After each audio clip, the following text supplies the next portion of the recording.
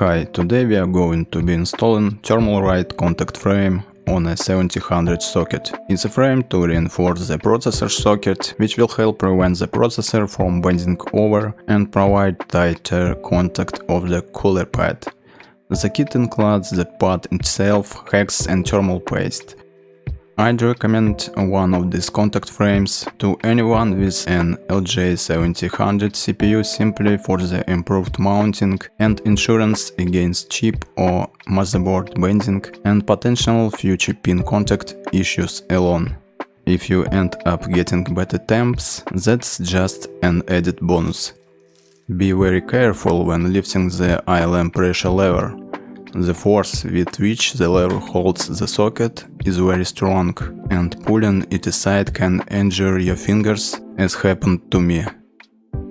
As I was installing the CPU for my recent build, I was struck by the excessive level of force needed to push the ILM lever arm down.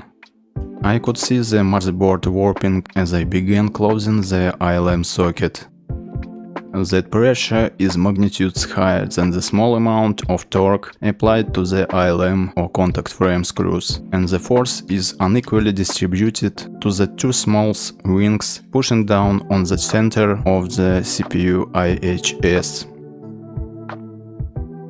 Personally, I think that if Intel or the mobile manufacturers weren't so paranoid about users mucking around the very fragile socket pins, a mounting solution such of these contact frames would be a superior solution and come right from the factory. The ILM is just a convenient, cost-conscious solution that goes to trash. What's the potential for ruining the socket like when installing? The potential is extremely low, provided you take your time and follow my installation process. The most important step is always keeping the fragile socket pins covered by placing the CPU loosely into the socket as the very first step and leave it there while you remove the ILM and install contact frame. The pins can be damaged simply by accidentally dropping a screw. So as long as they are covered by the CPU, there is little risk of damage. The ILM itself is two separate pieces. The top and lower halves are individual parts. Remove one half at a time. Make a note of how little torque is needed to unscrew the screws. That is the same amount of torque you want to apply when reinstalling them for the frame. Finally, turn the screws backwards, counterclockwise, a rotation until you hear or feel a slight click. That ensures the screw threads align properly when the connectors and will prevent any possibility of stripping. Tighten the screws in an X pattern to evenly distribute the pressure and only hand tight plus a nudge, no more. This all makes it sound much harder than it is. In practice, the installation is quite simple and takes only a few minutes.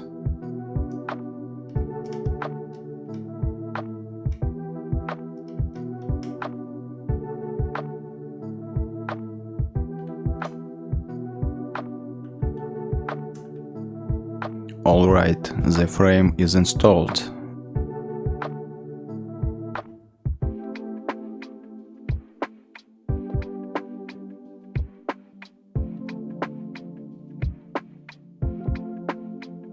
Now I'll show you what the thermal paste application process looks like.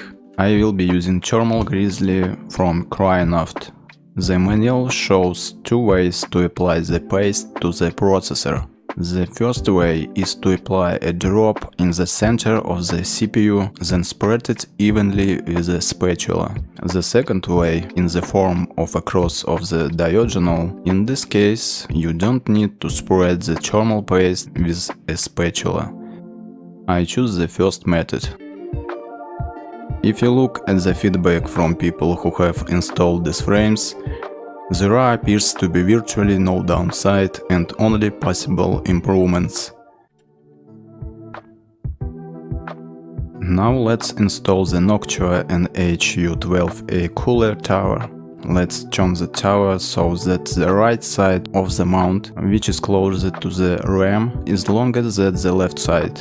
And the Noctua logo, in the form of an owl, was directed with its beak towards the back of the case. Now we tighten the two screws on the left and right one by one, distributing the amount of torque. First a little bit of the right screw, then a little bit of the left one, and continue this cycle until the screws are fully tightened.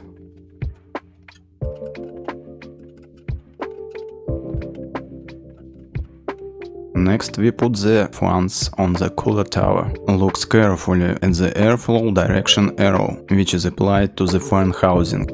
It is necessary to place the fans in the direction of air blowing out of the case, so that the arrow is facing the back of the computer case. The fans are attached to wire clamps on the sides of the tower.